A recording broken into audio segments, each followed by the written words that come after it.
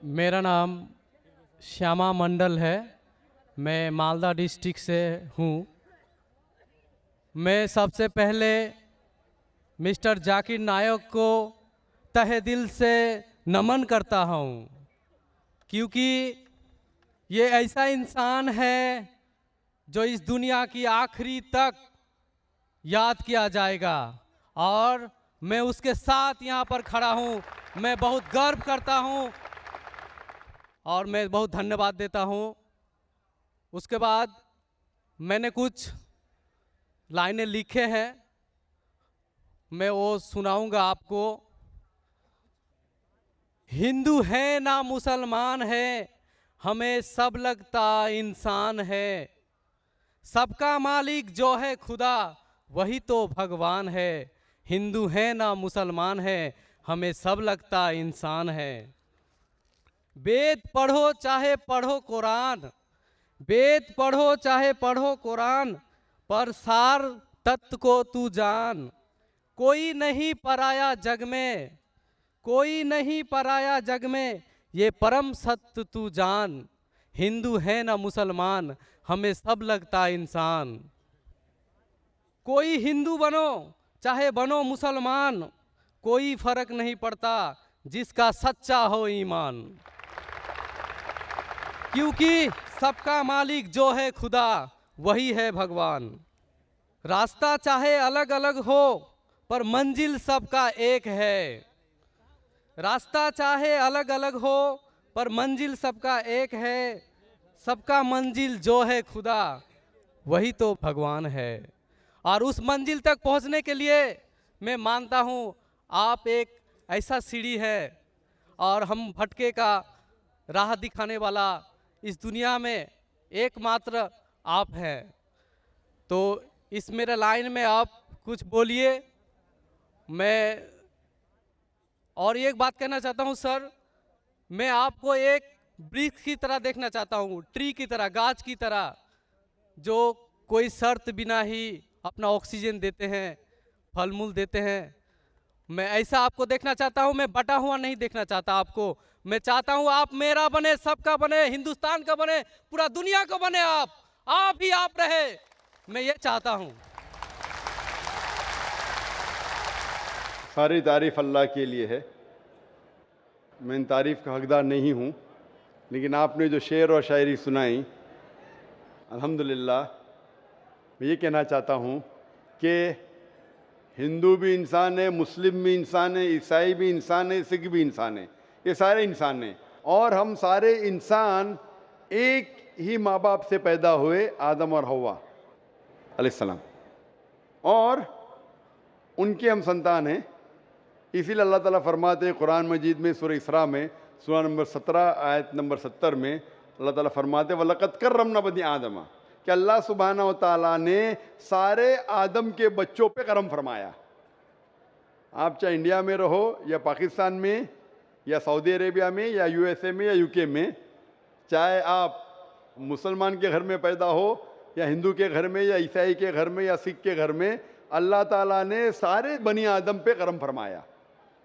लेकिन आपने कहा कि चाहे कुरान पढ़ो या वेद पढ़ो, वेद पे अमल करो, कुरान पे अमल करो। अभी जैसे मैंने कहा कि जैसे जैसे ज़माना गुज़रता गया, जितने धार्मिक किताबें, इन सारी धार्मिक किताबों में कुरान को छोड़ के तब्दीली आने लगी। और इन धार्मिक किताबों के स्कॉलर्स को आप पूछेंगे, चाहे वो वेद के स्कॉलर्स हो, चाहे महाभारत के स्कॉलर्स हो, चाहे बाइबल के स्कॉलर्स हो, वो कहेंगे कि वक्त के दौरान इसमें काफ़ी इंटरपोलेशन आने लगा। तो अभी हम कैसे जाने क्या सच है क्या हक है? मिसाल के तौर पे, अगर मैं आपको एक गिलास दूंगा पानी का, साफ गिलास, साफ सुथरा, उसमें एक कतरा मैं गटर का पानी डालूंगा आपके सामने, आप वो पानी को पीएंगे, और घोलूंगा तो नजर ही नहीं आएगा। एक कतरा डालूंगा गटर का पानी, नजर आएगा घोलने के बाद? नहीं। आपको जब पता है कि एक कतरा गटर का पानी, तो पिएंगे? नहीं सर। हाँ कि नहीं? नहीं सर। हाँ कि नहीं? नहीं। नहीं पिएंगे। अगर नहीं देखे, चुपके से कोई मिला दिया तो शायद पी लेंगे। तो अक्सर लोग को ये नहीं पता है कि मिलावट हो चुकी है। मेरा ये कहना है जिस तरीके से मैंने कुरान मजीद की आयत की तिलावत की आज के इस सेशन के पहले, सूरह इमरान सूरह 3 आयत नंबर 64 में अल्लाह ताला फरमाते तालऊ इला कलिमतिन सवाइम बैना बैनकुम, आओ हम उस बात की तरफ जो आप और हम में यकसा है। सबसे पहली बात अल्लाह नाबुदा इल्लल्लाह, कि हम सिर्फ एक अल्लाह सुब्हानहू व तआला की इबादत करें। तो मेरी ये इल्तिजा है लोगों से, सारे इंसानों से, चाहे वो हिंदू हो, क्रिश्चियन हो, चाहे वो मुस्लिम हो, कि मैं उनसे कहता हूं कि कम से कम आप ये तो मान लो कि एक किताब 100% खुदा की तरफ से। तो वो हिंदू कहेगा मुझे कोई एतराज़ नहीं मानने के लिए कि वेद 100% खुदा की किताब है। वो क्रिश्चियन कहेगा मुझे नहीं एतराज़ है मानने के लिए कि बाइबल 100% खुदा की तरफ से। वो मुसलमान कहेगा मुझे कोई एतराज़ नहीं मानने के लिए कि कुरान 100% खुदा की तरफ से। तो मैं कहता हूं कि जो ये तीनों किताबों में यकसा है, कम से कम उस पर तो अमल करे। जो डिफरेंस है वो कल डिस्कस करेंगे।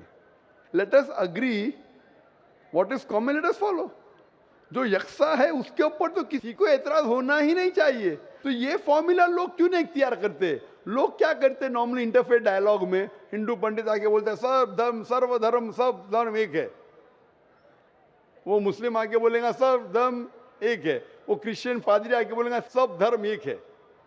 ये सिर्फ नाटक है।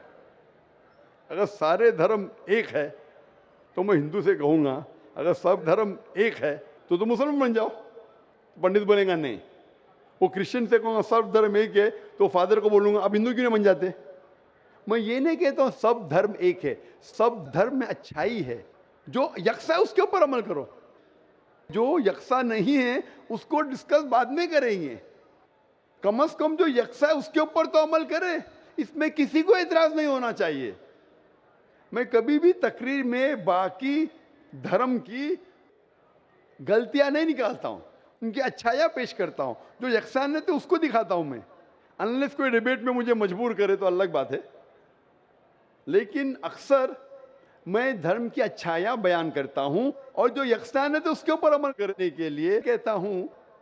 इसीलिए मैं कहता हूं अगर Christian means a person who follows the teachings of Jesus Christ peace be upon him, अगर ईसाई आप उसे कहते हैं जो ईसा अलैहि सलाम का कहना मानता है, तो मैं कहता हूं मैं और हम मुसलमान ईसाइयों से ज्यादा ईसाई है, ईसाइयों से ज्यादा ईसाई है। क्योंकि अगर आप बाइबल पढ़ेंगे ईसा अलैहि सलाम क्या फरमाते हैं, हम मुसलमान उसके ऊपर ज्यादा अमल करते हैं। बाइबल में लिखा है कि ईसा अलैहि सलाम फरमाते हैं कि एक भी चीज अगर आप ओल्ड टेस्टामेंट की नहीं मानेंगे तो आप जन्नत में नहीं जाएंगे। बाइबल में लिखा है बुक ऑफ लेविटिकस में कि आप सूअर का गोश्त मत खाओ।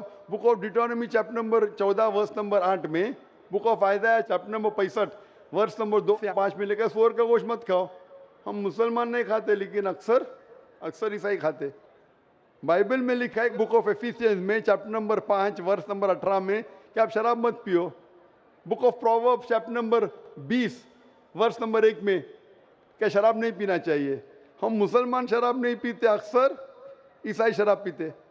बाइबल में लिखा है gospel of Luke chapter number 2 verse number 21 में पढ़ेंगे ईसा अलैहि सलाम का खतना किया गया था 8 दिन पे।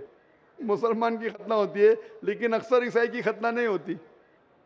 तो अगर आप देखेंगे कि ईसाई का मतलब वो कि जो ईसा अलैहि सलाम का कहना मानता है, तो आप बाइबल पढ़ेंगे तो आप जानेंगे मुसलमान ईसाई से ज्यादा ईसाई है। उसी तरीके से आप हिंदू की किताब अगर पढ़ेंगे, हिंदू मानी क्या कि हिंदू एक्चुअली ज्योग्राफिकल डेफिनेशन है भाई साहब। हिंदू मीन्स, ये सबसे पहले हिंदू किसने लफ्ज दिया था? अरबों ने जब हिंदुस्तान में आए, उस टाइम हिंदुस्तान कहते नहीं जाता था, जब अरब आए तो यहाँ कहने लगे हिंदी। हिंदी जो ये इंडस वैली सिविलाइजेशन था, इस अतराफ में जो भी लोग रहते थे उसे अरब कहते थे हिंदी। तो ये लफ्ज हिंदू आया अरबों से। इसीलिए मैं आज भी जब जाता हूं सऊदी अरेबिया, लोग कहते हिंदी हिंदी हिंदी में, तो ज्योग्राफिकली मैं हिंदू हूं। जो हिंदुस्तान में रहता है वो हिंदू है। और पंडित जवाहरलाल नेहरू कहते हैं कि ये लफ्ज हिंदू कोई भी हिंदू शास्त्र में आपको नहीं मिलेगा जब तक मुसलमान हिंदुस्तान में नहीं आए। अरब हिंदुस्तान आने के बाद ये लफ्ज हिंदू उनके शास्त्र में आया। उसका मतलब ये लफ्ज हिंदू दिया मुसलमानों ने। तो Hindu is a geographical definition. तो उस डेफिनेशन से मैं हिंदुस्तान में रहता हूं और मुझे गर्व है कि मैं हिंदुस्तानी हूं, तो उस डेफिनेशन से मैं हिंदू हूं। और अगर आप बोलते धार्मिक वेद पढ़ेंगे, तो वेद को पढ़ चुका हूं मैं, भगवत गीता पढ़ चुका हूं, महाभारत पढ़ चुका हूं। जो यक्षान है तो उसके ऊपर अमल करता हूं। जो अहम है, जो ब्रह्म सूत्र हिंदुइज्म का एकम ब्राह्मण द्योत्या नास्ते नैना नास्ते किंचन, भगवान एक ही है, दूसरा नहीं है, नहीं है, नहीं है, जरा भी नहीं है। तो ये कहना मंजिल एक है और रास्ते अलग है, मंजिल एक है लेकिन रास्ते अलग है, ये कह रहे हैं। मैं कहता हूं कि मंजिल अगर एक है, अगर आपको जाने का है, किधर भी जाने का है, तो एक डायरेक्शन ही रहेगा ना। फिर चाहे आप ट्रेन से जाओ, चाहे बस से जाओ, चाहे प्लेन से जाओ, दिशा लेकिन एक होना चाहिए। आपकी दिशा ही गलत है, तो पहले मंजिल को तो तलाश करो। मंजिल क्या है पहले वो तो जान लो। तो सारी धार्मिक किताब में मंजिल एक ही है कि खुदा एक है, उस खुदा का कोई अक्स नहीं है और सिर्फ उस खुदा की इबादत करना चाहिए। और सारी किताबों में, चाहे बाइबल हो, चाहे वेद हो, कुरान में लिखा है कि आखिरी पैगंबर जो आपको रास्ता दिखाएंगे मोहम्मद सल्लल्लाहु अलैहि वसल्लम में। बाइबल आप पढ़ेंगे, बाइबल में लिखा है गॉस्पेल ऑफ जॉन में चैप्टर नंबर 16 में वर्स नंबर 12 से 14 में ईसा अलैहिस्सलाम फरमाते हैं, I have many things to say unto you, but ye cannot bear them now. For he, when the Spirit of truth shall come, he shall guide you into all truth. He shall not speak of himself, all that he hears shall he speak. यहाँ ईसा अलैहिस्सलाम कहते हैं कि मुझे आपको बहुत कुछ कहना है, लेकिन आज आप समझ नहीं पाएंगे।